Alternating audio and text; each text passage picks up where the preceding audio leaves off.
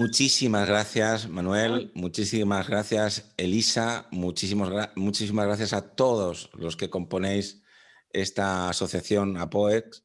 Le decía antes a Elisa, cuando estábamos comenzando, que nosotros, tanto María como yo, María, no me pongáis muy mal porque es mi hija mayor, es decir, que de alguna manera, cuando pongo que tengo tres hijos es porque además participan algunos conmigo. Nosotros somos de Talavera de la Reina, al lado de la Almoral de la Mata, y por tanto os podemos asegurar que tenemos más sensaciones extremeñas que levantinas, si pensamos en Albacete. No obstante, todos estamos integrados en todos y lo importante es que hoy podamos de alguna forma compartir una manera que me gustaría que vosotros como orientadores, yo tengo el honor de estar en este momento dirigiendo en tres centros escolares el equipo de orientación y también estoy en el equipo de dirección.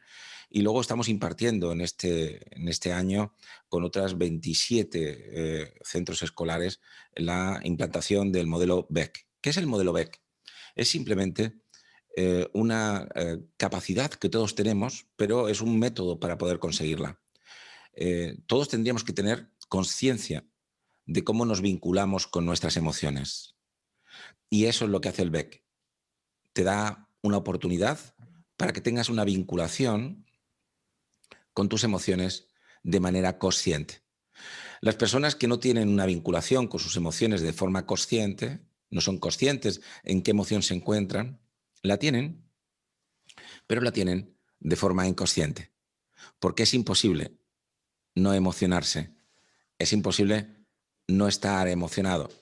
Y eso es algo que quiero compartir con vosotros en este tiempo y que me gustaría que en este espacio tuviéramos los orientadores otra manera de poder observar al alumno y nuestro trabajo en el que tenemos que identificar, evaluar, canalizar y, ¿por qué no?, realizar todo un proceso de acompañamiento tanto a maestros como tutores, como los propios PT, algunos de vosotros, además de orientadores, sois PT, y en ese trabajo conjunto poder conseguir esta ilusión que tengo y que es el título de esta ponencia. Lo importante no es saber lo que hay que hacer, sino ser capaz de hacerlo.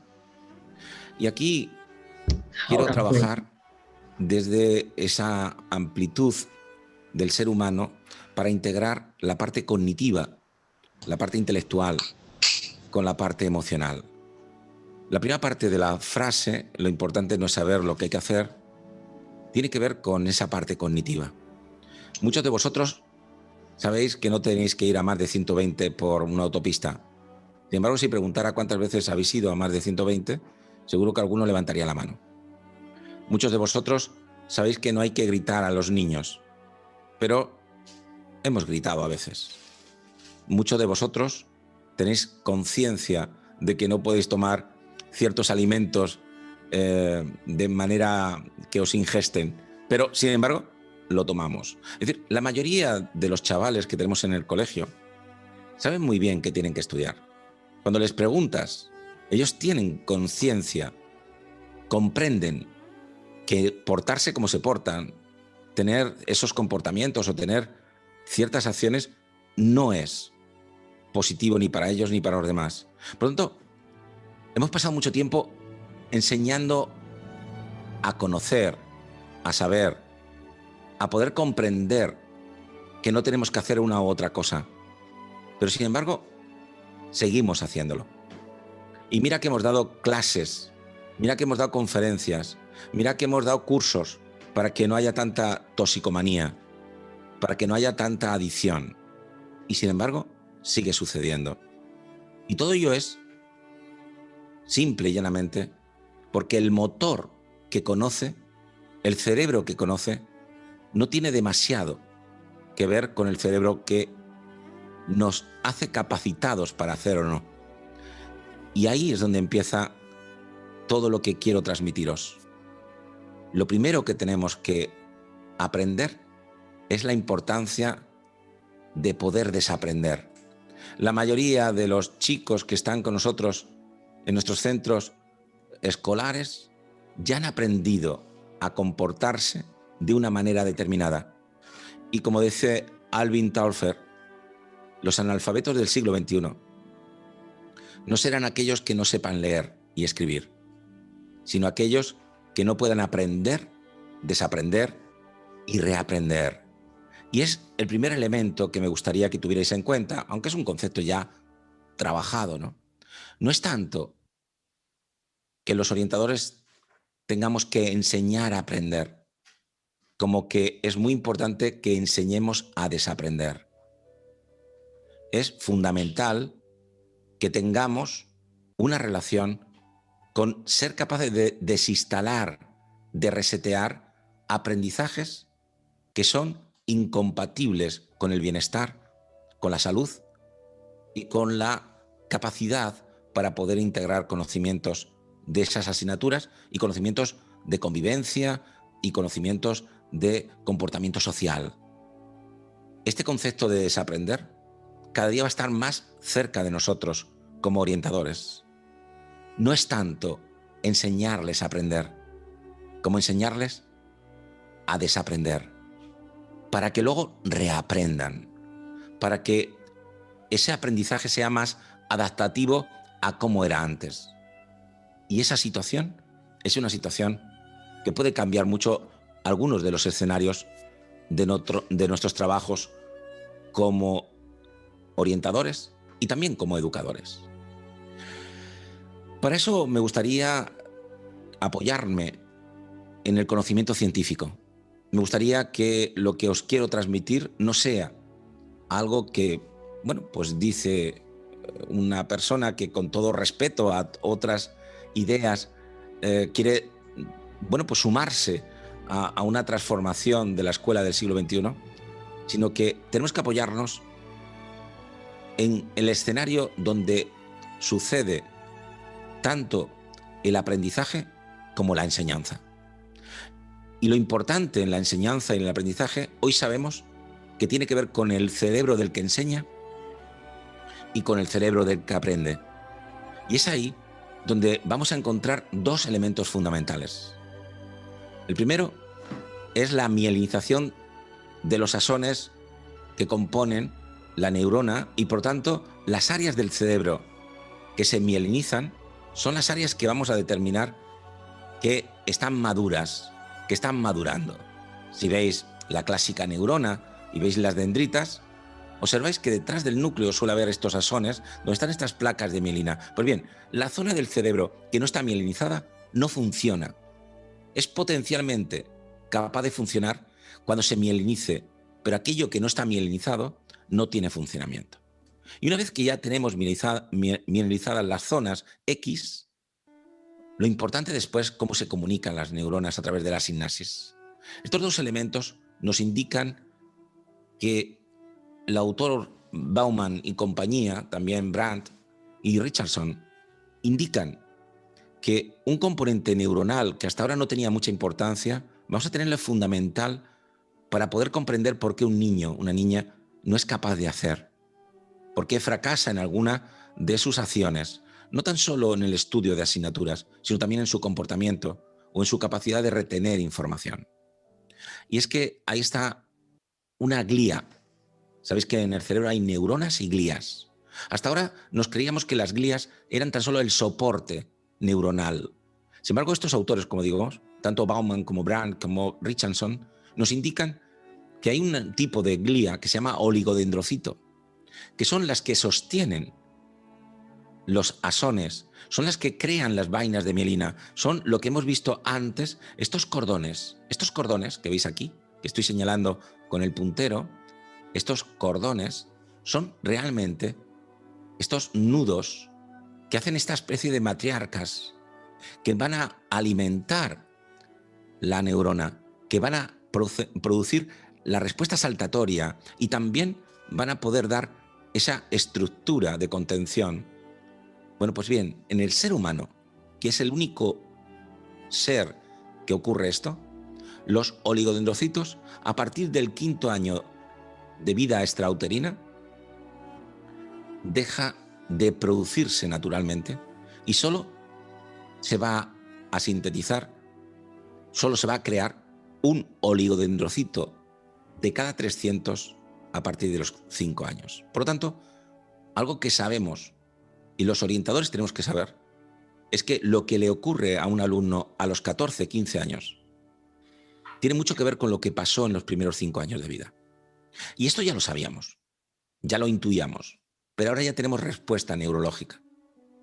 Y es debido a que, como sabéis muy bien, fuera de la teoría triuno del cerebro, pero sí que hay cierto componente de esta trilogía entre lo que es el cerebro del reptil, el cerebro del mamífero y el cerebro humano. Pues bien, cuando estamos hablando del cerebro del reptil, tenemos que fijarnos en esta parte de la protuberancia. Aquí hay una serie de núcleos que se denominan SARA, Sistema Activador Reticular Ascendente, y esos núcleos van a dar lugar a una serie de nódulos que van a componer las primeras decisiones, mucho antes de la decisión racional. De tal manera que el condicionamiento fundamental no está con el pensamiento, sino con aquellas memorias que están ancladas incluso al cerebro del reptil. Y el cerebro reptil es importante porque si vamos a este lugar de la protuberancia, vamos a encontrar dónde se sintetizan las sustancias más importantes, que luego vamos a ir viendo, que componen las emociones. Y esas sustancias son la serotonina en los núcleos del RAFE, la noradrenalina en el locus ceruleus, la acetilcolina en los núcleos gigantoformes, la sustancia nigra en la dopamina. Estas sustancias van a ser las que van a producir después esos motores. De ahí viene emoción, de moverse, de movere, de motor. Esos motores que deciden mucho antes de tener actividad cognitiva. Hoy sabemos, y esto ya es una investigación propia, que las memorias que están registradas, que se almacenan en el hipocampo, son aquellas que están adheridas a emociones que vamos a llamar emociones casa. Las emociones casa es un acrónimo que compone la emoción curiosidad, la admiración, que es la calma, la seguridad y la alegría. Siempre que un acontecimiento se ha memorizado dentro de estas 4 emociones, sus memorias se van a archivar en el hipocampo. Hay 2 hipocampos, uno para cada hemisferio. Sin embargo, las situaciones que memorizamos desde otras 4 emociones que llamamos con el acrónimo TRAN, así como suena, similar al apellido del expresidente de los Estados Unidos. TRAN, no se escribe igual. TRAN es tristeza, rabia, asco y miedo. Las memorias que están adjuntadas a estas 4 emociones van a archivarse sobre todo en la amígdala. También hay una amígdala en cada hemisferio. De tal manera que desde muy pequeñitos, mucho antes de tener capacidad de poder activar todos los mecanismos de ejecución superior, mucho antes de poder reflexionar, mucho antes de que el cerebro cognitivo esté mielinizado, ya estamos memorizando elementos que van a ser fundamentales según se hayan archivado en hipocampo o en amígdala, según estén adjuntos a emociones casa o a emociones TRAN. Y eso nos va esculpiendo como personas y es el motivo por el que luego después encontramos a esos niños que hacen lo que hacen.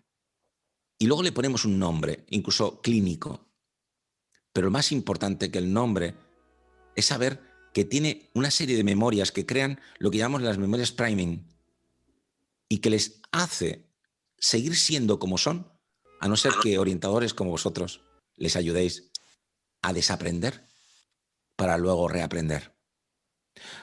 Cuando llegamos ya al cerebro del mamífero, estos torrentes sanguíneos que avanzan y que van produciendo las distintas químicas cerebrales que hemos hablado, van a ser los que den lugar al sistema emocional. en este cerebro límbico, en este cerebro del mamífero, es donde van a suceder las emociones.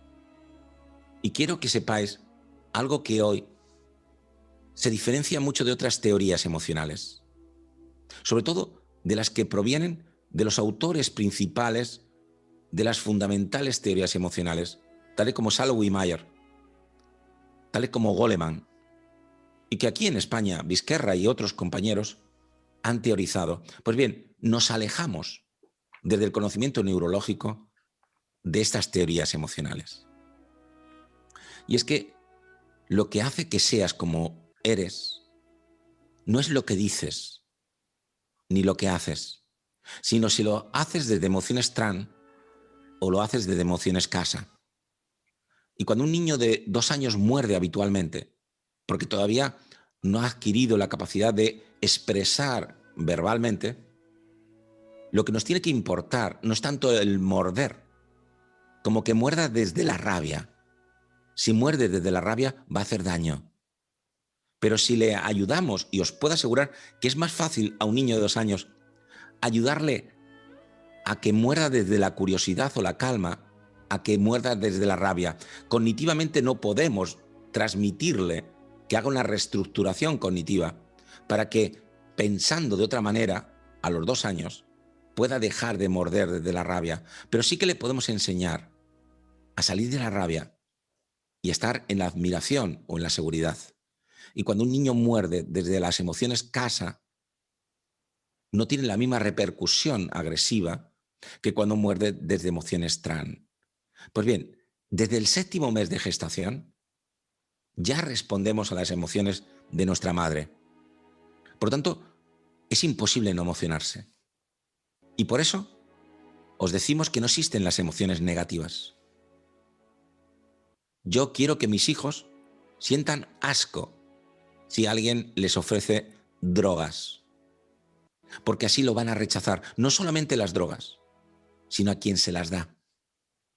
Sin embargo, si sienten curiosidad o sienten alegría, van a consumir esas drogas. Yo quiero que mis hijos sientan tristeza si se muere su abuela. Por lo tanto, la emoción asco, la emoción tristeza, la emoción rabia, la emoción culpa o la emoción cualquiera de ellas no son negativas, son muy adaptables, muy adaptativas, son muy útiles. Lo malo es sentir asco a una asignatura. Tendríamos que conseguir que la persona sintiera curiosidad. Cuando alguien siente asco por una asignatura, si conseguimos que sienta curiosidad, le estamos dando la vacuna, le estamos aliviando.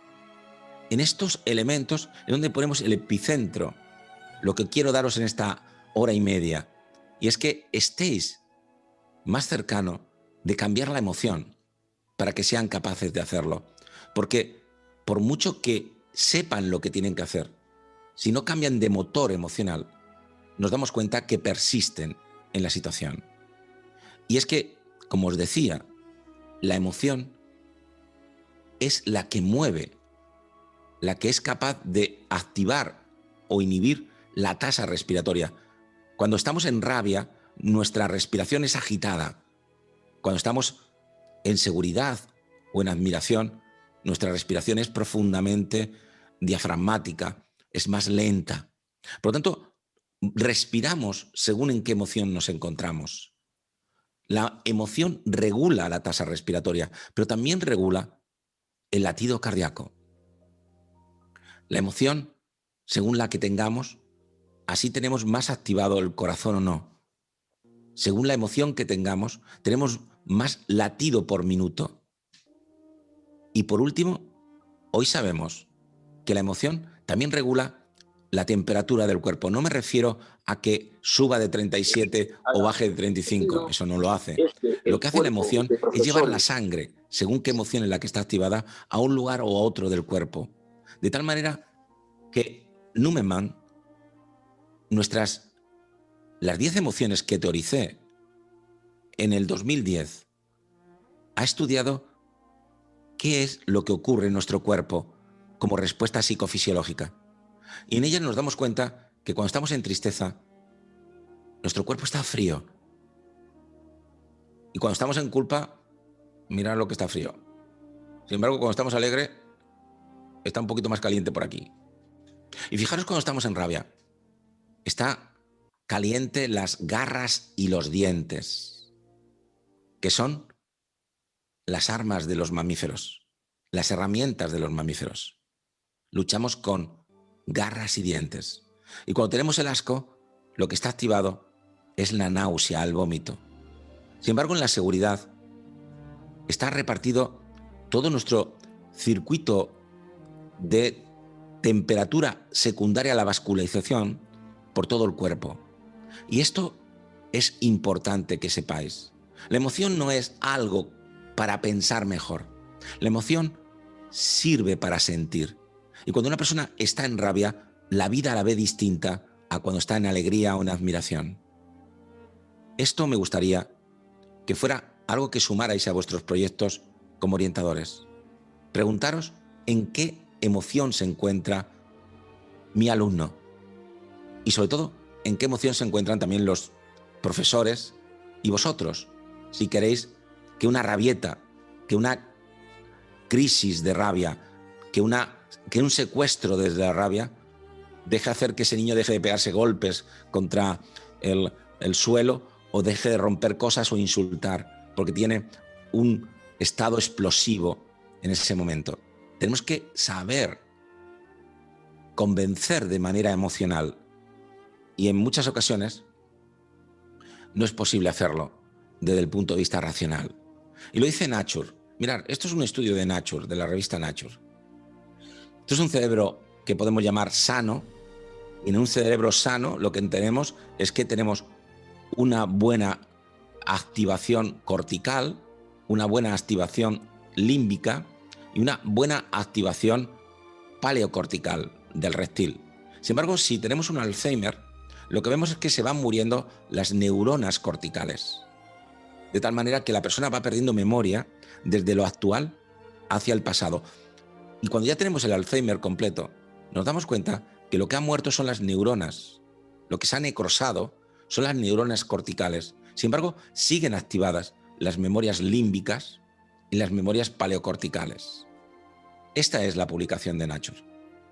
Este es el cerebro sano y este es el cerebro con Alzheimer. Pues bien, en la misma publicación hacen distintas fotografías de resonancia, de tomografía de fotón único de niños de 1 mes hasta niños de 24 meses. Y nos damos cuenta cómo partes del cerebro a los 12 meses todavía no están mielinizadas porque no están activas. E incluso a los 24 meses hay mucho déficit en activación de la parte más importante para que se activen las funciones ejecutivas superiores, que es el lóbulo frontal orbital, esto que veis aquí. Pues fijaros, como no puedo preguntaros porque luego después dejaré un tiempo para preguntas, pero este cerebro se parece mucho a este, ¿verdad? Esto es un Alzheimer. ¿Sabéis qué es este cerebro? El de un niño o una niña de 2 años. Por lo tanto, si queremos hacer bien nuestro trabajo, sabiendo la importancia que tienen los primeros 5 años de vida, tendríamos que saber que el cerebro humano, el cerebro que reflexiona, el cerebro que piensa, el cerebro que cree, el cerebro que debería ser el que llevara nuestras riendas, no está mielinizado suficientemente hasta los 6 años. De tal manera que ese es el motivo por el que no pasamos test de inteligencia antes de los 6 años y no certificamos el nivel intelectual de los chavales.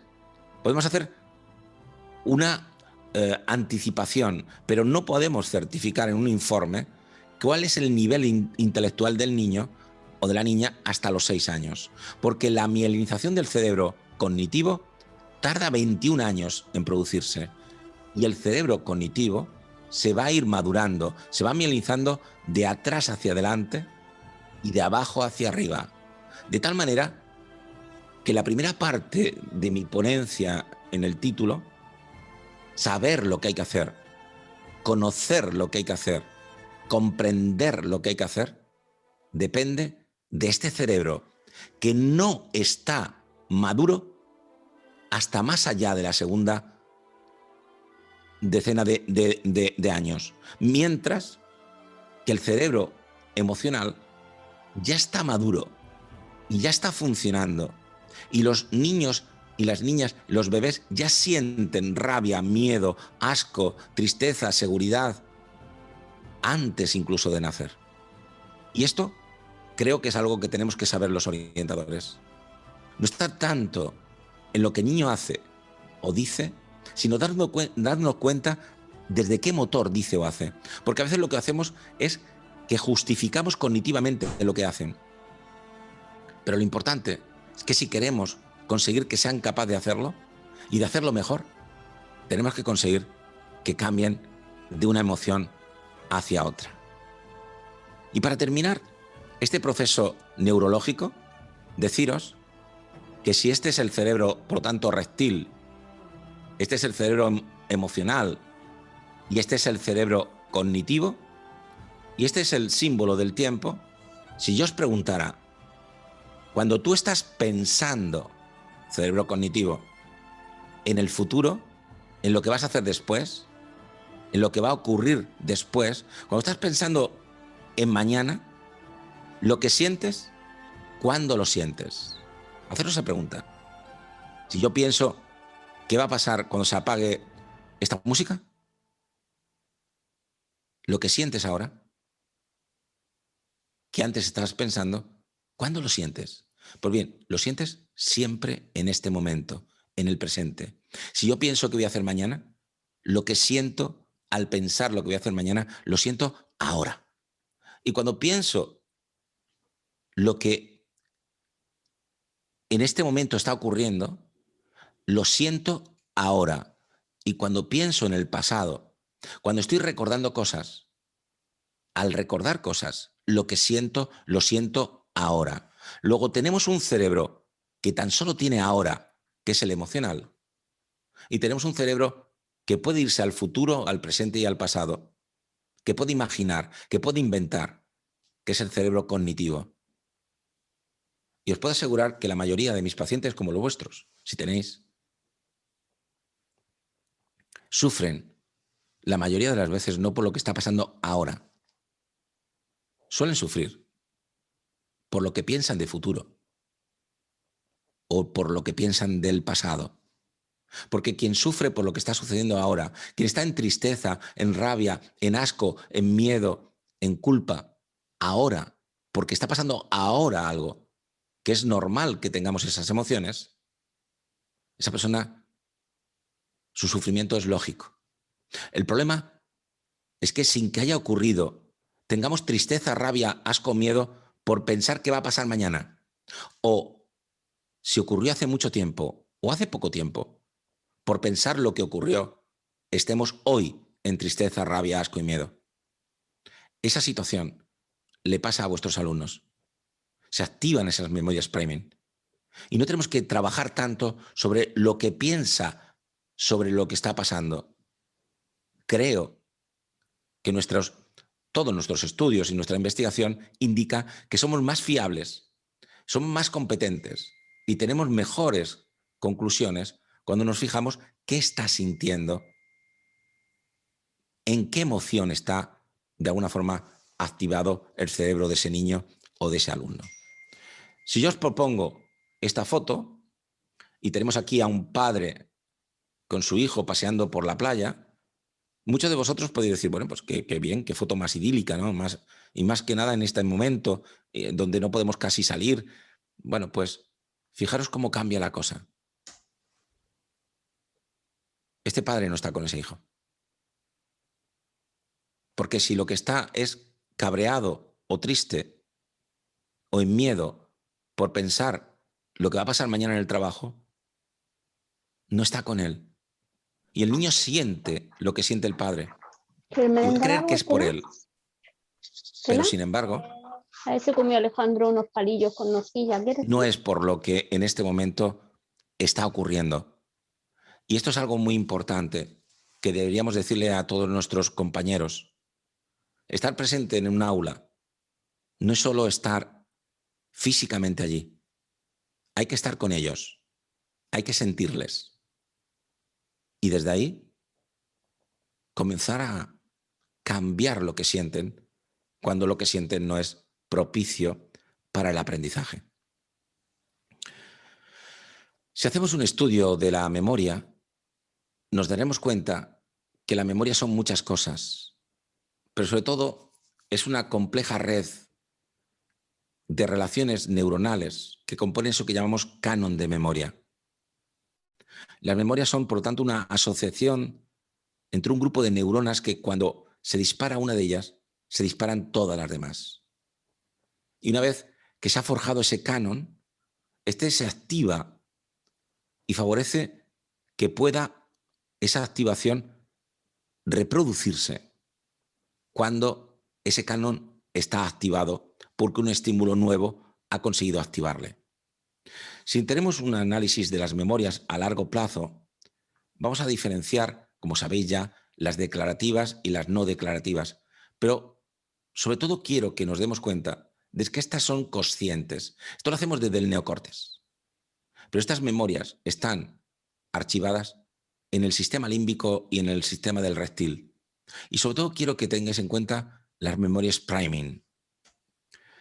Si en este momento hacemos un análisis de diríamos, esta jerarquía de memoria, nos encontramos que aún, a pesar de las nuevas metodologías, seguimos haciendo muchos exámenes, trabajando solo con la memoria semántica.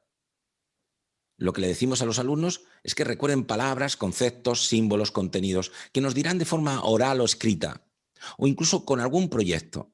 Pero de alguna manera le estamos diciendo que memorice y que haga algún tipo de presencia de esas palabras. Eso es fantástico cuando la memoria semántica se acompaña de memoria episódica y los chavales, además de poder repetir las palabras que le pedimos, saben para qué sirven.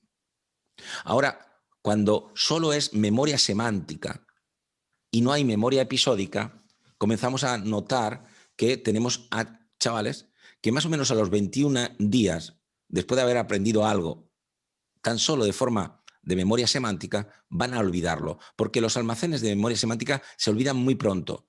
Dejan de olvidarse si a la memoria semántica le unimos la memoria episódica. Pero si vamos ya a las memorias, diríamos, inconscientes, algo cada día que tenemos que potenciar más los orientadores son las memorias procedimentales. Hoy, la mayoría de las cosas que tienen importancia en nuestra vida, tenemos que hacerlas con una parte del cerebro que no es cognitiva. Por ejemplo, tocar el piano. Si tocas bien el piano, lo haces con el putamen, una zona de los ganglios basales. Y la persona que conduce bien, la persona que monta bien en bicicleta, también lo hace con estas regiones. ¿Y por qué? Porque la diferencia que hay entre aprender a tocar el piano donde estás pensando dónde ponen los dedos, a que los dedos solo se muevan, ese aprendizaje es el cambio de pasar de una memoria cognitiva a una memoria que está en regiones ligadas a lo que luego después van a ser las emociones. Si tú a un músico le dices, ¿y cómo ponen los dedos tan deprisa cuando tocas el piano? Si piensa dónde ponen los dedos, se equivoca. Y lo mismo pasa con cualquier otro gesto que tiene que ver con esa automatización y esa manera de economizar que tiene nuestro cerebro. Pero luego están las memorias priming. Estas memorias son memorias muy importantes para nosotros los orientadores. Tenemos que saber que nuestro cerebro está diseñado para que si hay un estímulo presente que tiene algún tipo de atributo con alguna memoria del pasado, activa ese canon de memoria. De tal manera que esto lo vemos mucho en los profesores. Hay profesores que me dicen, Roberto, me siento fatal porque es que a mí me gustaría que este chico no estuviera en mi clase. Y eso es asco, eso es rechazo. Estoy rechazándolo. ¿Cómo voy a rechazar yo a un alumno? ¿Cómo voy yo a permitirme rechazar a un alumno? Pues bien, si hacemos un análisis de eso, y os animo a que lo hagáis, si pudierais cerrar los ojos y os concentráis en algún alumno que no sabes qué hacer con él, que cuando estás delante de él se te escapa, ese típico alumno que de alguna manera, cuando te vuelven a decir, ha vuelto a tener otra crisis, te dices, ¿por qué? Me gustaría que cerrando los ojos te dieras cuenta lo que sientes por ese alumno. Y a partir de ahí te preguntarás, ¿dónde has sentido eso antes? Y a partir de ahí te preguntarás, ¿con quién? Y llegarás a una conclusión. Ese alumno representa porque anda parecido, huele parecido, habla parecido, mira parecido, se peina parecido o tiene algún atributo de alguien que te hizo sentir la misma emoción muchos años atrás. Por lo tanto, ese alumno, el problema no es lo que te pasa con él, sino lo que ya tiene tu cerebro como priming y por lo tanto te activa ese canon de memoria, haciéndote sentir algo que a lo mejor no tiene que ver con ese alumno en sí, sino con tu experiencia con personas semejantes. Vamos a ver lo que son las priming. Venga, mirar por favor a la pantalla, no digáis, bueno, no lo voy a escuchar, pero pensar en un animal que empieza por la letra E. ¿He acertado? Pensar en un país que comienza por la letra D. ¿He acertado? ¿Dinamarca? Mirad, aquí falta una letra. Y os pongo una priming, sucio. ¿A quién le ha venido jabón? Pero si pongo aperitivo, ¿a quién le ha venido jamón? Una última. Ahora aquí son dos letras. Si yo pongo este preámbulo, ¿quién le ha venido paseo?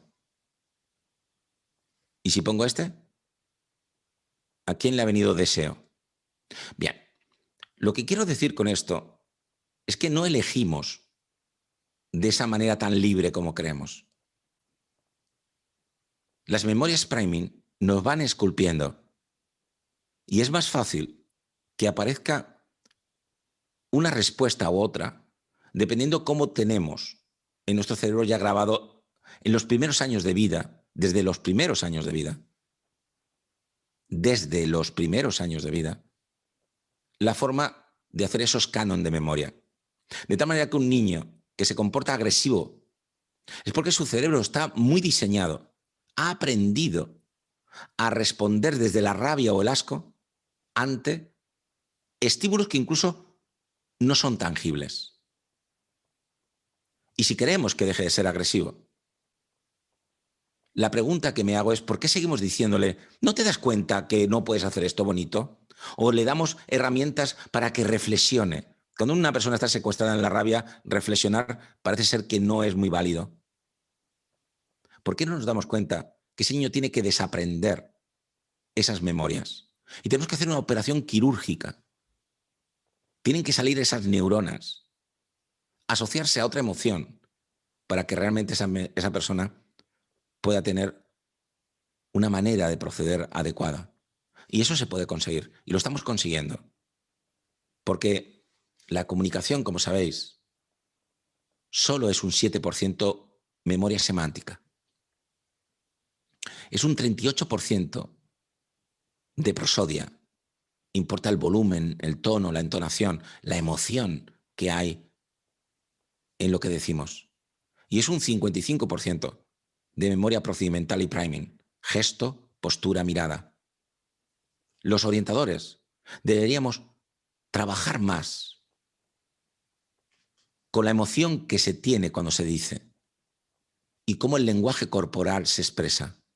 Y sin embargo, seguimos, creo, lo mismo tengo la suerte que vosotros no, pero seguimos reflexionando con edades donde todavía la mielinización del cerebro no es la oportuna para conseguir esa función ejecutiva superior que le dé a la persona la oportunidad que reflexionando pudiera cambiar.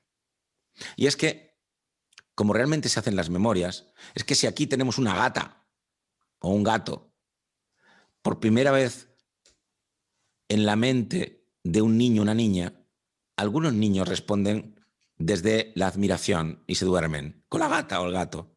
Otros entran en la curiosidad y le persiguen. Otros entran en la seguridad y le leen un cuento y otros se asustan. Y el motivo por el que unos asocian al gato o la gata con una emoción o con otra tiene mucho que ver con la genética, esto es ciencia, esto está publicado, tiene mucho que ver con la genética, pero sobre todo con quien está en esos primeros años de vida y cómo actúan ante ese estímulo que el niño va a responder. Por lo tanto, la libertad no siempre es posible, porque estamos condicionados. Por eso tenéis que aprender que lo importante es desaprender. Desaprender esos elementos que están condicionados a emociones que son incapacitantes, que no son adecuadas para lo que está sucediendo. Y ahí viene el concepto de inteligencia emocional. Inteligencia tiene dos vocablos, inter y lier. Inter es entre y lier es elegir, escoger. Por lo tanto, la inteligencia emocional es la capacidad de escoger o elegir la mejor opción emocional para cada momento.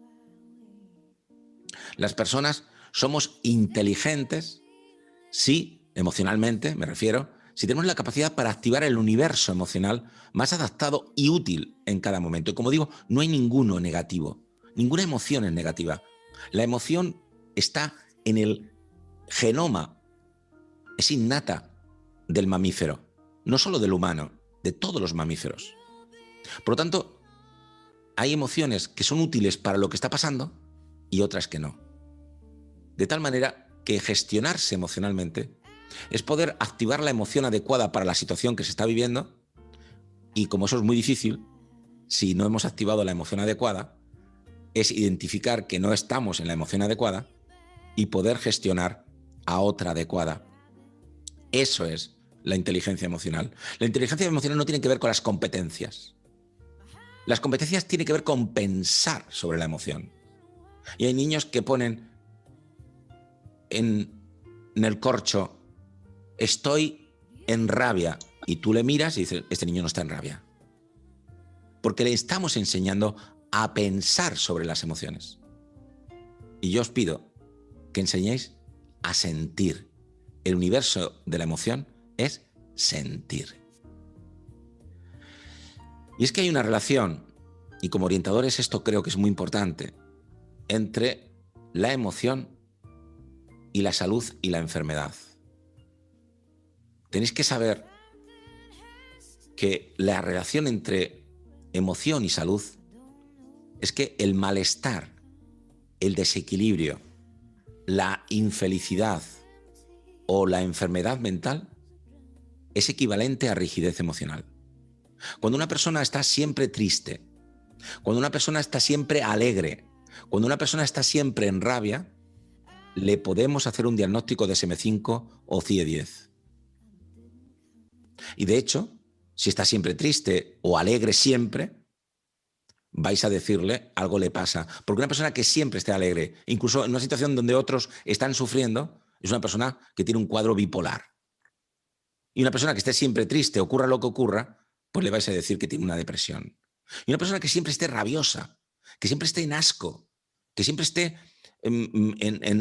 enfadado, le vais a ver que tiene problemas de agresividad permanente, problemas en las relaciones con los demás y problemas en la convivencia. Por lo tanto, la rigidez emocional es sinónimo de enfermedad mental en la cronicidad. Cuando hay rigidez emocional, no siempre, pues está el malestar, la infelicidad, el desequilibrio. Sin embargo, la salud mental tiene que ver con la flexibilidad emocional. La persona que está en rabia cuando tiene que estar, está en seguridad cuando tiene que estar, está en alegría cuando tiene que estar, está en miedo cuando tiene que estar, es una persona sana, que se adapta, porque las emociones son los elementos que la naturaleza ha creado para adaptarnos y sobrevivir. Por lo tanto, el bienestar, el equilibrio, la felicidad son sinónimos de salud mental. Y eso significa que somos flexibles emocionales. Lo que nos encontramos en los colegios hoy es que hay niños que son flexibles emocionales. Y esos niños tienen capacidad para cambiar de universo emocional según cambian los estímulos. Y además tienen capacidad de adaptar no tan solo hacia la emoción, que tienen que tener activada, sino también la intensidad de esa emoción.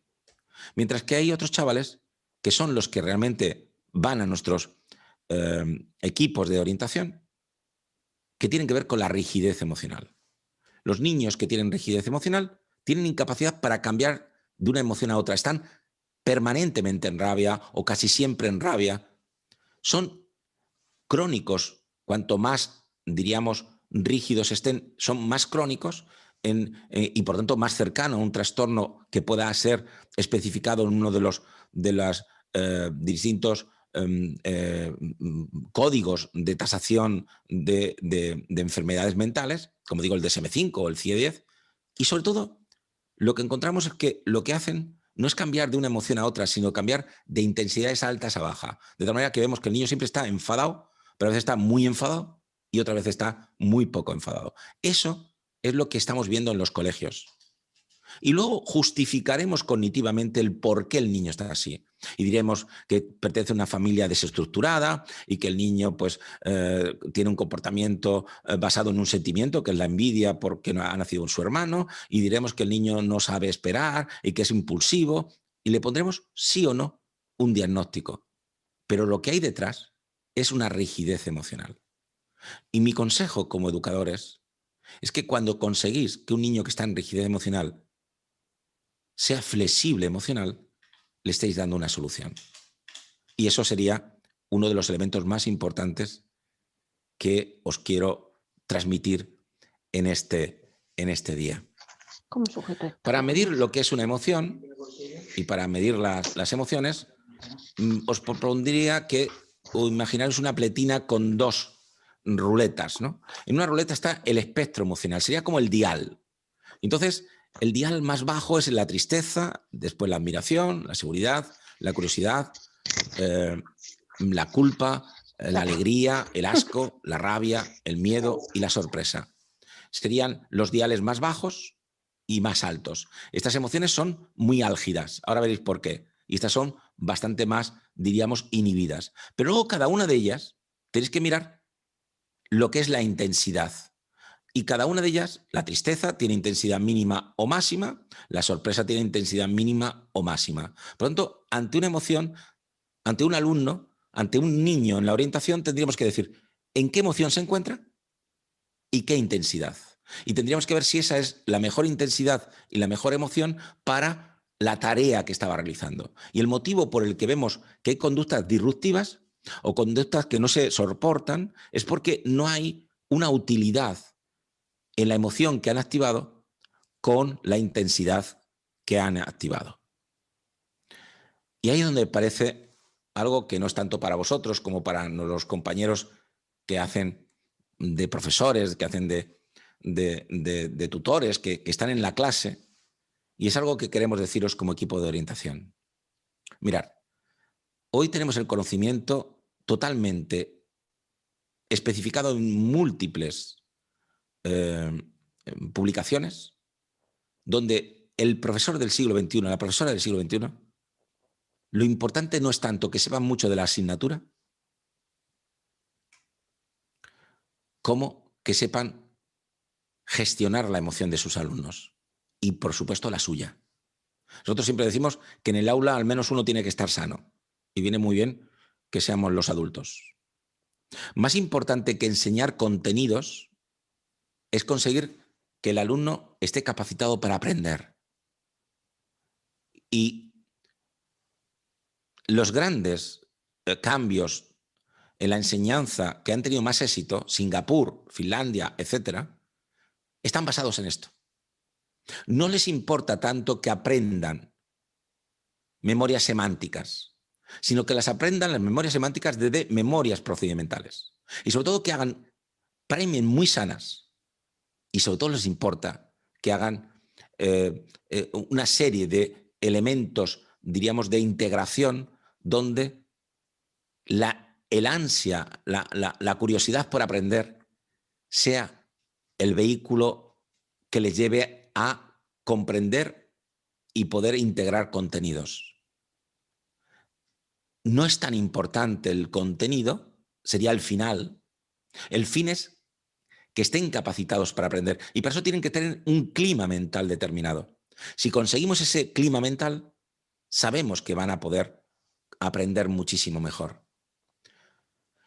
Hoy sabemos que solo tenemos capacidad para aprender contenidos curriculares desde emoción escasa. Los niños que estudian en tristeza, rabia, asco, miedo, culpa, sorpresa, no tienen buenos aprendizajes o adecuados aprendizajes de los contenidos escolares. Pueden aprender a pelearse mejor, a hacer novillos genial, pero las emociones tristeza, rabia, asco, miedo son incompatibles con un clima mental para poder focalizar, integrar, consolidar y evocar contenidos. Sin embargo, los niños que están en curiosidad ante la asignatura, en admiración, calma, aprendizaje vicario. La admiración, como veréis después, es la emoción que activa las neuronas espejo. La seguridad y la alegría son niños que van a estar con mucho éxito escolar. Para que un alumno o una alumna se encuentre en emoción escasa, es fundamental que su maestro o maestra, su orientador o orientadora, esté en emoción escasa. Mirad, los niños, imaginaos que sois músicos y estáis poniendo una cuerda nueva a vuestra guitarra.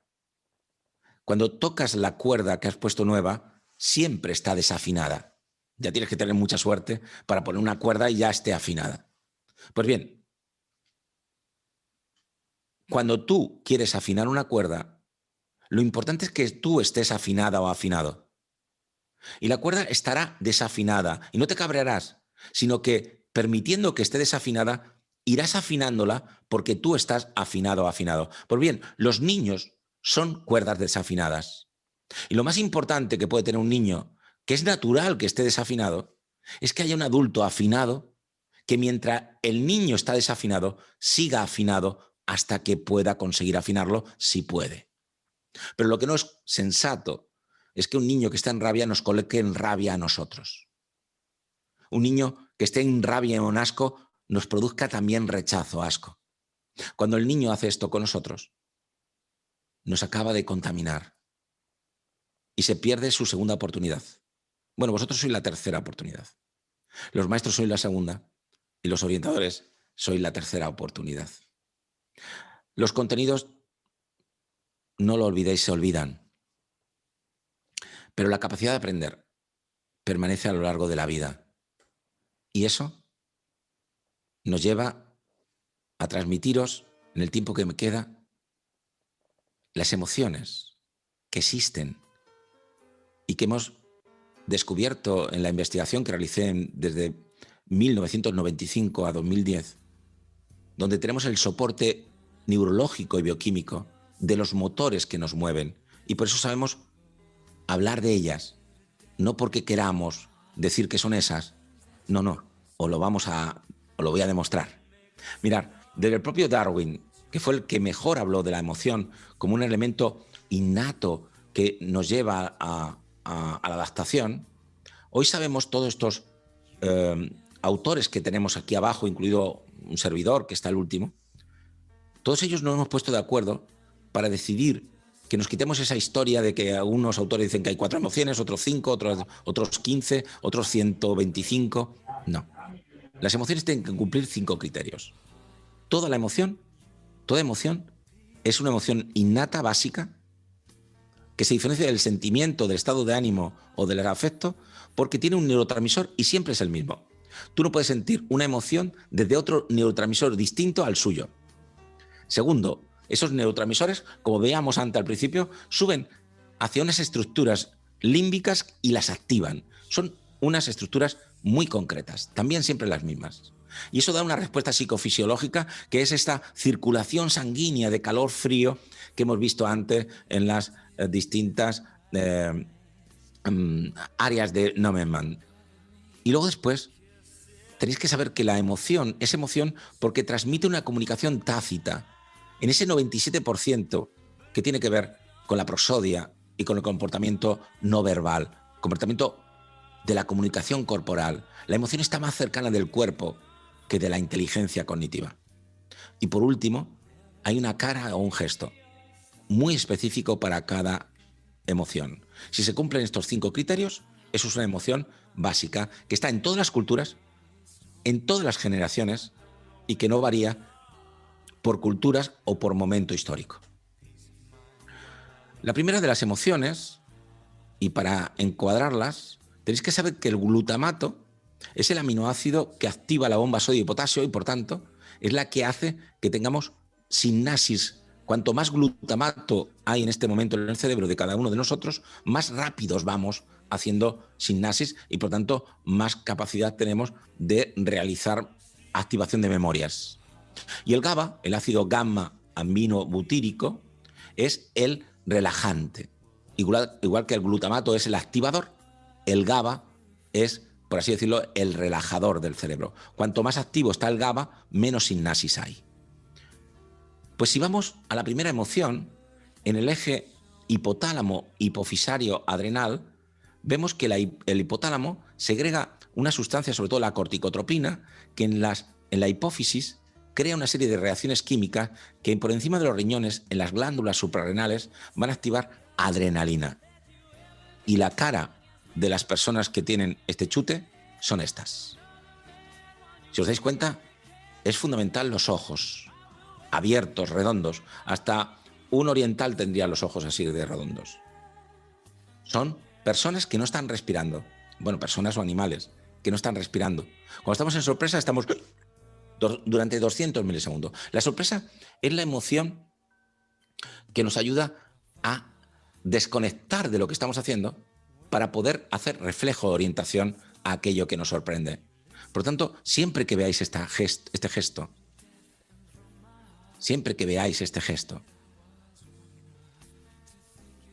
o el del niño, el del padre no, o este gesto con mascarilla, tenéis a una persona que está en sorpresa.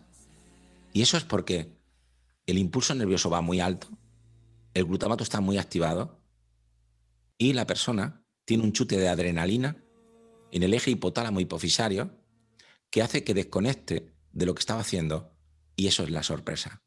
Por lo tanto, la sorpresa nos ayuda a poder desconectar para atender a los estímulos que son sorprendentes y por tanto tenemos que atenderles. Si estáis haciendo ganchillo y viene un león, te viene bien dejar de hacer ganchillo para atender al león.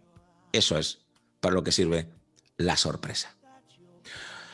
Cuando se activa el locus coeruleus, el núcleo del tracto solitario, la región gris periacuductal, la amígdala y el núcleo caudado, en ese momento aparece otra emoción.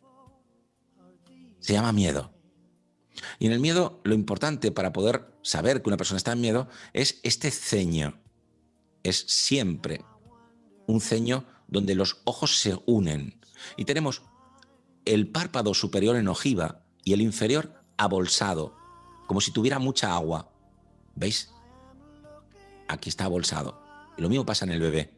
Y sobre todo esta comisura. Es una comisura de labios hacia abajo. Esa comisura de labios hacia abajo. Siempre que una persona tiene miedo, tiene estos rasgos. Y aunque yo voy a ir un poquito deprisa para poder ver las 10, estos con mascarilla, al final lo que tenemos es que el miedo es secundario a la activación de la noradrenalina, que activa todas estas estructuras y que produce la necesidad de huir, de evitar, de escapar. Y eso, siempre que estamos en miedo, es lo que sentimos. Cuando estamos en sorpresa, vamos a desconectar. Cuando estamos en miedo, vamos a huir, a escapar. Y si queremos no huir, tendremos que salir del miedo y activar otra emoción que sea un antídoto para esa huida. Cuando se activa la zona medial del área tegmental ventral, la hipófisis, el hipotálamo y la amígdala, va a aparecer una tercera emoción que es la rabia. Aquí veis que las orejas están hacia atrás. ¿Veis? Y tenemos lo que llamamos un antifaz. Un antifaz característico en personas que están siempre en rabia, que tienen ese síndrome que decimos síndrome AI. AI es las siglas de AHI. Agresivos, hostiles, irritados. Y también lo vamos a ver cuando no estamos en rabia en personas que tienen problemas cardiovasculares. Ese antifaz donde hay esa una parte como más negra del ojo tiene que ver con problemas cardiovasculares o con personas que están habitualmente en rabia. Sobre todo este pliegue. Este pliegue es característico de la rabia. Mira el pliegue. Y luego, cómo se abultan los senos. Cuanto más abultado, más rabioso está la persona. El perro hace lo mismo. Lo que pasa es que no le vemos porque tiene la cabeza subida. La nariz también está puntiaguda. ¿Veis la nariz? Está saliente. Y la mandíbula está en ojiva. ¿Veis? Como el niño este tira para abajo, y es un bebé, para que tenga la cabeza muy en ojiva. Aquí todavía este niño está empezando a tener rabia. ¿Veis el ceño? ¿Veis cómo está cargando? ¿Veis los senos? Todavía no tiene, la nariz ya empieza a estar puntiaguda, todavía no tiene la mandíbula, le falta el grito, pero se está empezando a enrabietar. Aquí ya hay un niño enrabietado con otro que está un poco más asustado y esta mujer que también desde la rabia le intenta parar. ¿Veis el gesto? Una rabia más intensa. Mirad el pliegue, mirad la nariz, las orejas para atrás, cómo está el grito. También lo vais a ver aquí. El pliegue, la antifaz. En todos veis el antifaz y cómo las orejas están para atrás. Es típico de la rabia. Esto sería una persona en una rabia no muy alta con mascarilla. Pues bien, lo que ocurre en la rabia es que tenemos una activación de noradrenalina con dopamina. Cuando la dopamina se hidroxilasa, se convierte en noradrenalina. Por eso, a veces la sinapsis se hace conjunta con moléculas que ya son noradrenalina con otras que son todavía dopamina. Cuando activan todas estas estructuras, se produce la necesidad de atacar, de luchar. Y eso da lugar a la emoción rabia. Cuando se activa la amígdala, la ínsula anterior, el tálamo, el estriado ventral y el córtex, lo que vamos a tener es la emoción asco. Y esto que siente este niño por este puré es lo mismo que siente una persona que tiene asco por una asignatura o por el profesor que da la asignatura. Y luego que no podemos hacer es creernos que la solución es darle 2 cucharas, clases particulares. Por tanto, sería mucho más positivo que consiguiéramos que ese alumno que tiene asco a la matemática aprenda, desaprendiendo ese asco, a reaprender a tener curiosidad por la matemática. Y eso os puedo asegurar que da más resultados que cognitivizar con él diciendo, pero ¿no te das cuenta que las matemáticas son muy importantes para ti? Cara de asco. Mirad qué cara de asco. En el asco están todos los orificios cerrados. Aquí vais a ver cómo la jodía está haciendo este torniquete para cerrar los orificios de la nariz. En el asco tenemos todo cerrado, incluso los poros de la piel. Sea asco a una sustancia, a una persona o a una cosa. Respondemos con la misma emoción, aunque no estemos delante de vísceras. El rechazo, la aversión, puede ser a cualquier cosa. Esto es con mascarilla. Y eso es porque seguimos teniendo noradrenalina o dopamina, pero esta vez mucha más dopamina que noradrenalina. Antes eras al 50%, ahora es mucho más dopamina que noradrenalina. Y aparece esa emoción que es la del asco.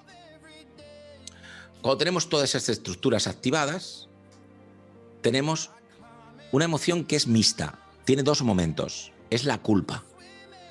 Aquí estos 8 señores estaban haciendo una rueda de prensa diciendo que habían puesto los cuernos a sus señoras. Y parecía que estaban arrepentidos. Fijaros, no se conocían entre ellos. Si se conocían, en este momento las fotos son distintas. Y todos tienen el mismo gesto. El gesto es tapar el labio, esconderle, como mordiéndolo. Suele tener la cabeza agachada, como pasa con el perro. Este perro dice, la he liado parda, Roberto. Este niño es porque ha tirado el sonajero varias veces, por eso tiene esa respuesta. Son respuestas no pensadas, son respuestas de sentir. Y cuando alguien siente esto, sí que estamos ante una situación de arrepentimiento. Este no se está arrepintiendo mucho, aunque esté fingiendo el gesto. Este hombre tiene un arrepentimiento desde la rabia también. Pues bien, esta niña siente el enfado de su madre y comienza a estar arrepentida. Por lo tanto, esta sería con mascarilla. No os quedéis con que el niño diga perdón. Y si cuando dice perdón siente alegría o rabia, no está sintiendo arrepentimiento.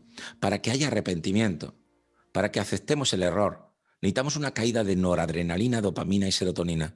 Y eso se produce cuando sentimos las tripas como lo que acabamos de ver. Lo que pasa es que luego después la emoción culpa tiene un segundo momento, que es el momento de la segunda oportunidad. Este no está tan sincero en pedir una segunda oportunidad. Esta niña tampoco. Parece como que quiere hacerse la víctima. Pues bien, ¿qué es la segunda oportunidad?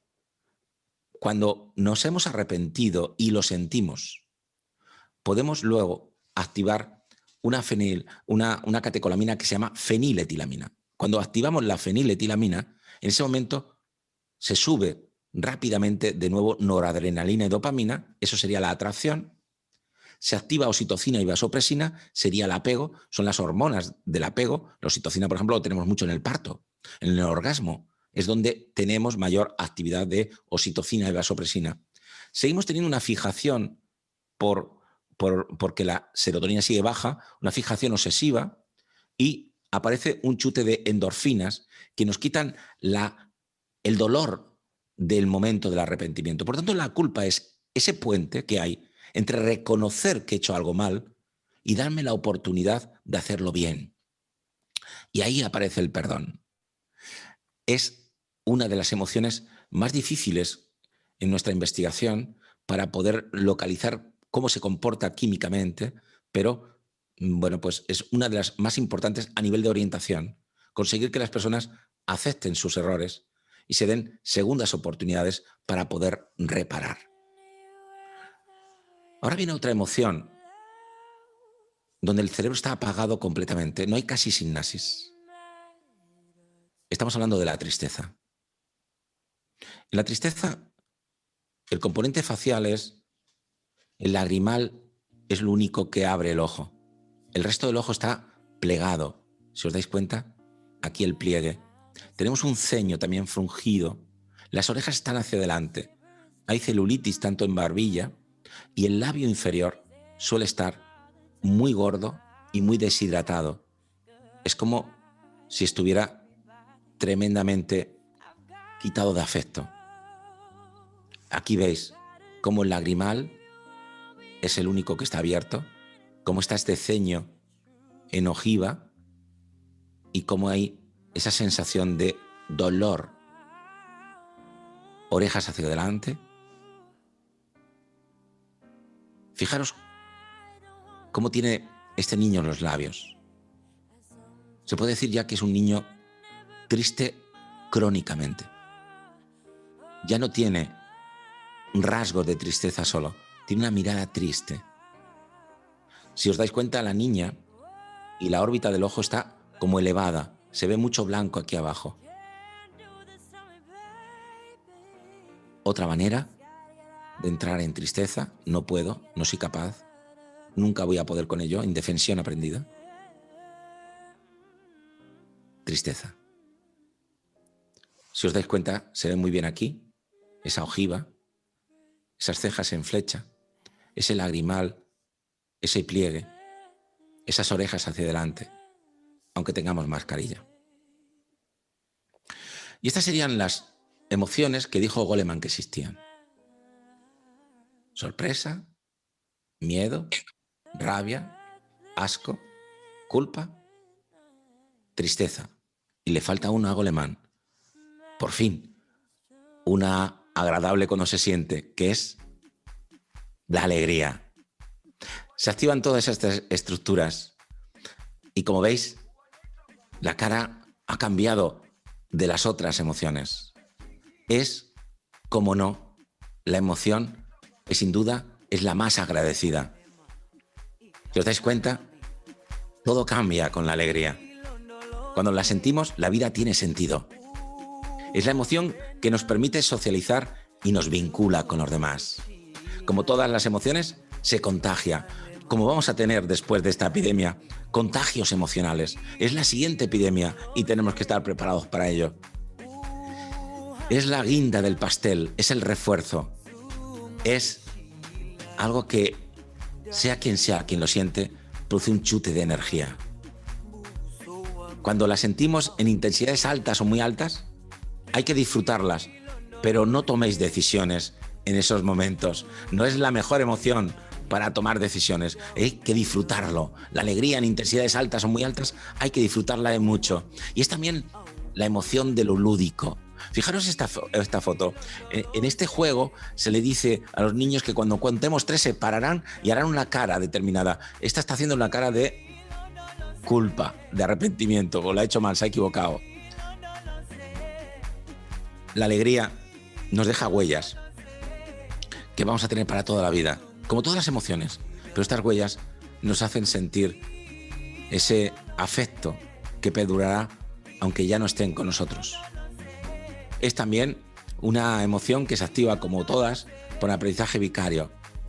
Y el aplauso, la felicitación, indica que la alegría debería ser el final de un proceso, la consecuencia. El problema que tiene la alegría es cuando lo utilizamos como fin, y la alegría tendría que ser el final.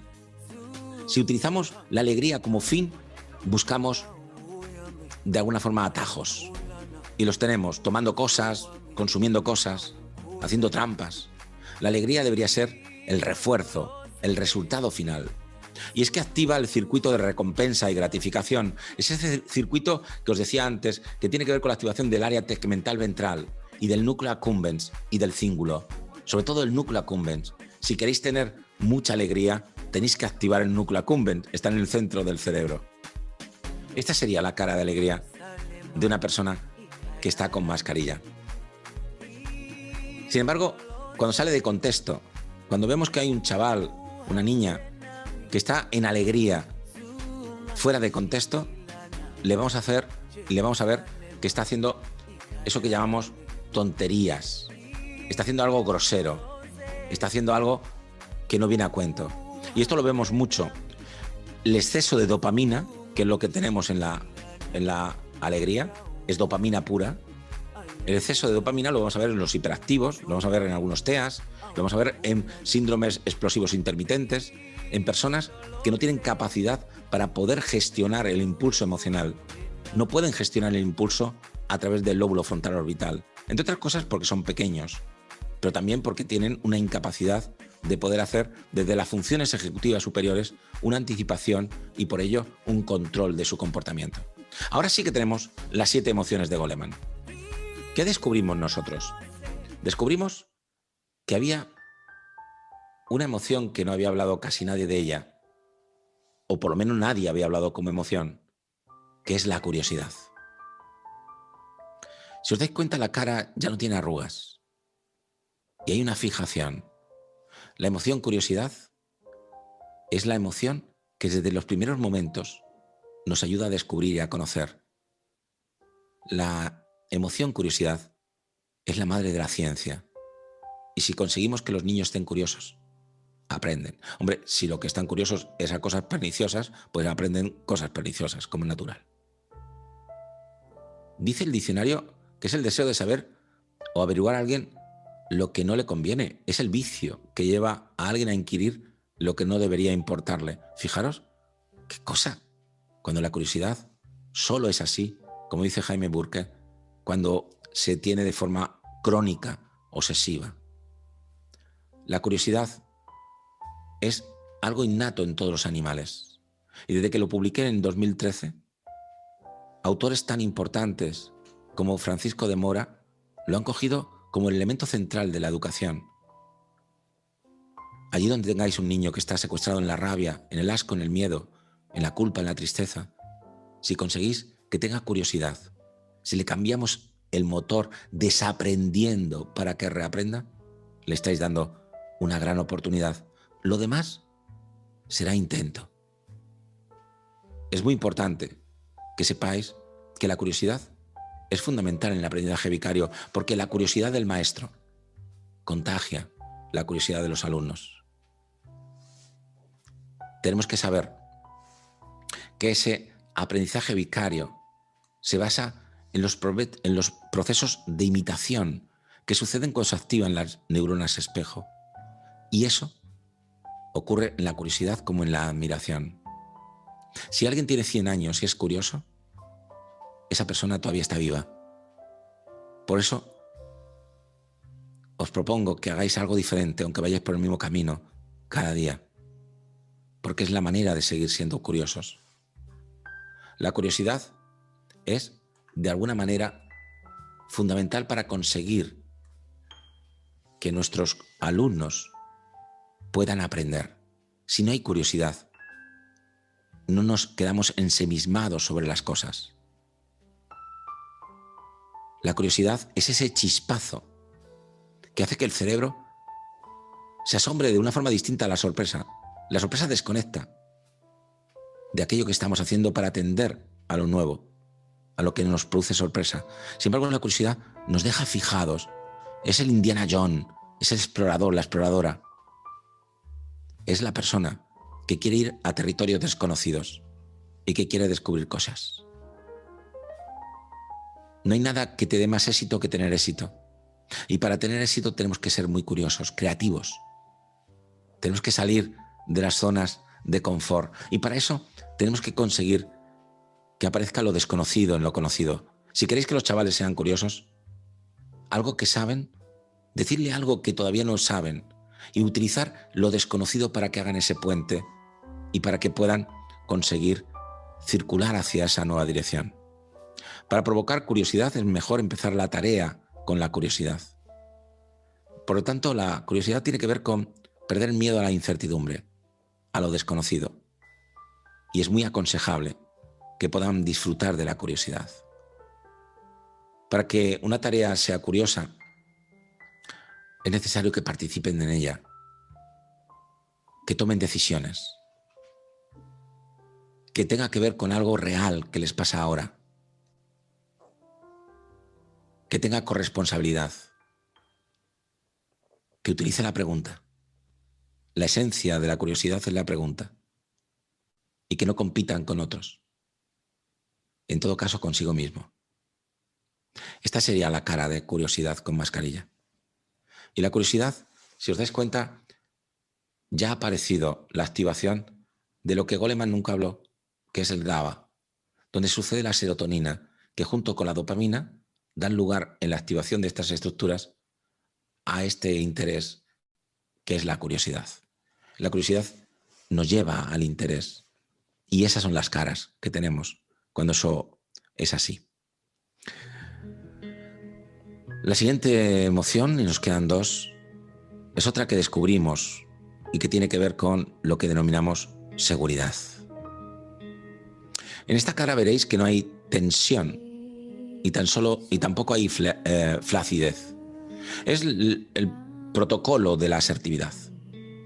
No son agresivos, pero no son pasivos. Como veis, no hay arrugas y hay una simetría en ambos hemisferios. La persona que está en seguridad se coloca en el paradigma de la asertividad. Son capaces de cambiar, de adaptarse al cambio. Sin embargo, cuando estamos agresivos o pasivos, no podemos realizar esos cambios. La seguridad es la que nos permite tomar decisiones. Elegir siempre implica aceptar la pérdida de aquello que no hemos elegido. Las personas seguras pivotan todas las emociones desde su seguridad. Una persona segura se permite tener un momento de rabia, de miedo, de alegría y luego vuelve a la seguridad. No terminan secuestrados y por tanto rígidos en las emociones que no son seguridad. La flexibilidad emocional tiene mucho que ver con la salud mental y eso tiene mucho que ver con la seguridad. La satisfacción es el sentimiento fundamental de la seguridad, siendo el paradigma del bienestar y la convivencia. Este profesor seguro que estaría mejor teniendo presente a sus alumnos, haciendo lo que hacíamos hasta hace un año, pero ha tenido que reinventarse. Es una persona segura, que se adapta, que no patalea, y que en esa adaptación es resiliente. Y para eso hay que estar muy seguro. Desde la seguridad conseguimos que aunque haya instigadores, nadie nos quite nuestra esencia, ni nuestra integridad. Es lo máximo que tenemos. Nadie es como nosotros. Y es un gran tesoro. Y para eso tenemos que estar muy seguros de quién somos y de nuestras raíces. La seguridad te da el poder de saber que puedes, aunque sea difícil lo que pretendes. Te ayuda a descubrirte, a luchar, a seguir adelante, aunque sea difícil. Y sobre todo lo más difícil, que es disfrutar de ello. Te ayuda a adaptarte, a convivir con la realidad. Y si hay que estar con la mascarilla puesta en clase, si esto es lo que hoy toca, no resignamos, nos adaptamos. Y es que nada es imposible, por muy complejo que sea, si somos capaces de hacerlo.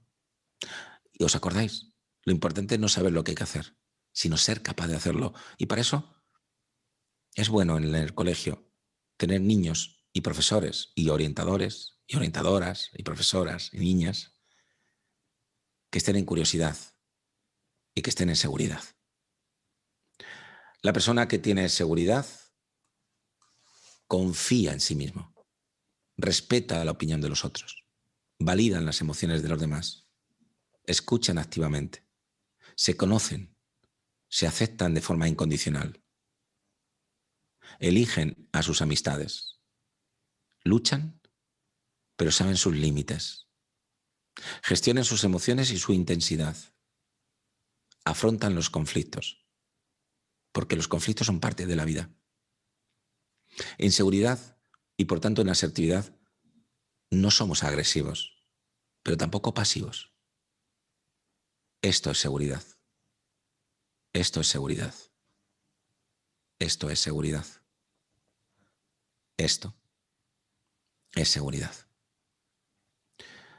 Y me gustaría regalaros esta frase. En los orientadores tenéis una parte más en la salud de las personas. Y en la escuela nos estamos jugando la salud de los adultos de mañana. Me gustaría que supierais que si quieres crecer, y más en estos tiempos, te tienes que construir tu escalera. Y no esperar a que alguien te lo haga. Seguridad es serotonina pura. Lo que dan los psiquiatras para quitar las depresiones y los trastornos de ansiedad. Eso es seguridad. Y es el mejor antídoto para las otras emociones. ¿Qué hago con este niño? ¿En qué emoción se encuentra? Pues está secuestrado en el miedo. Pues consigue que esté en seguridad. ¿Cómo se hace eso? Bueno, eso sería un poquito más... necesitaría más tiempo con vosotros. Y por último está algo que sucede en todo el cerebro, junto con el estriado en los cuerpos gigantoformes. Es la emoción que hemos denominado admiración. Mira, este bebé tenía un cólico de lactante y con una técnica que inventé hace tiempo, se llama MECI, fijaros qué colgado está. Se ha quedado el tío totalmente tranquilito, dormido. Pero la admiración tiene que ver con esta mirada. Yo estoy mirando ahora a Esther Diosdado y a los demás os veo. Cuando estoy mirando a Esther, es distinto a ver a los demás. Porque si yo miro a Esther y la admiro, significa que en este momento tan solo ella existe en mi mente. Y os puedo asegurar que eso necesitan los niños. Aunque se porten muy mal. Porque ¿sabéis una cosa? A los niños hay que quererles cuando se portan mal. Y no empezar a quererles cuando se portan mejor. Es más, para que se porten bien, alguien tiene que mirarles y admirarles, y luego les educamos. Por tanto, la admiración es esa emoción que si la curiosidad era sentirse atraído, la admiración es quedarte aprendido, atrapado. Esa emoción que te abre a la interioridad, que te hace ser sensible tanto a lo que tienes dentro como a lo que hay fuera. Decía Aristóteles que quienes sienten admiración ante los fenómenos sorprendentes reconocen su ignorancia. Y es en este reconocimiento donde pueden empezar a aprender. Mirad qué mirada. Las personas que admiran tienen esa sensación que tanto el observado como el observador es lo mismo. La admiración es saber contemplar, sin criticar, sin juzgar, sin enjuiciar. Es eso que requiere contemplación. Y este niño recordará quizás muy pocas cosas, pero esta mirada será su espejo que le hará sentir que fue mirado y admirado. Y eso le llenó de reconocimiento. Existía. Lo importante de la admiración es que crea un ambiente interno de calma, de tranquilidad. Consigue una gran paz. Igual que cuando observamos y contemplamos las olas del mar, las nubes, el fuego o el sonido del aire. Por eso, cuando vemos estos fenómenos, nos relajamos. Porque el que admira tiene una actitud de maravillarse y descubre tesoros que no puede descubrir desde la rabia, desde el asco, desde el miedo. Lo importante de la emoción admiración es que permite el descubrimiento de los valores. Al admirar, se descubre el valor de quien enseña. Quien admira valora y da valor a lo admirado. Y hoy sabemos que los niños, cuando se miran y se admiran, son menos violentos entre ellos. Y esto lo estamos perdiendo. Miramos pantallas sin ver a la persona. Miramos sin darnos cuenta del horizonte. La admiración es la emoción del aprendizaje por observación. Y es lo que nos enseña a estar en paz, en calma, en tranquilidad. Hay muchas formas de conseguir esta emoción. Y por eso, siempre que hacemos un curso de inteligencia emocional, terminamos haciendo relajación. Porque tanto la oración, como la sofrología, como el yoga, como la relajación, como la meditación, como el qigong, como la hipnosis clínica, el silencio, la danza de los derviches, el zazen, el dhyana, el mindfulness, son todas técnicas que nos llevan hacia esta emoción. Y es una emoción antídota, igual que la seguridad, contra la rabia, contra el miedo, contra el asco. Es una emoción que nos hace vivir el presente, que nos hace sentir tanto dentro como fuera, compartir. Se activan, es donde más se activan las neuronas espejo. La admiración es acetilcolina pura. Y cuando estamos en ello, estamos contemplando, imitando, relajados. Por lo tanto, lo que os proponemos es que cuando estéis delante de vuestros alumnos, independientemente de los test que hagáis o de las evaluaciones que realicéis, sepáis preguntaros si están habitualmente en una emoción neutra, que es la sorpresa, que sirve para desconectar. Si están en emociones desagradables, ninguna negativa, pero sí que son desagradables cuando se sienten, como es la tristeza, la rabia, el asco, el miedo, que componen el acrónimo TRAN, o están en esa emoción mixta que tiene que ver con la culpa, que hay un momento desagradable de arrepentimiento, aceptación del error, y agradable después de reparación, segunda oportunidad. Y por último, si están en agradables, como son la curiosidad, la admiración, la seguridad y la alegría, que componen el acrónimo CASA. Y este es el elemento que me gustaría que sumarais. Se puede medir. Tú puedes saber en qué emoción se encuentran si te haces un experto. Y a partir de ahí, no estar tanto en la parte cognitiva de las cosas, como darnos cuenta que no es tan importante saber lo que hay que hacer, como que para ser capaz de hacerlo, tenemos que aprender a cuándo tenemos que estar en TRAN o en casa. Y nuestro papel como orientadores es que desaprendan lo que han aprendido para estar en TRAN. Y eso lo aprenden en sus entrañas, en su cerebro profundo, a través del tuyo, para que estén en casa y desde ahí tengan eficacia. Os agradezco mucho que me hayáis soportado esta tarde y estoy a vuestra disposición si queréis hacerme alguna pregunta. No, No tengo ninguna prisa.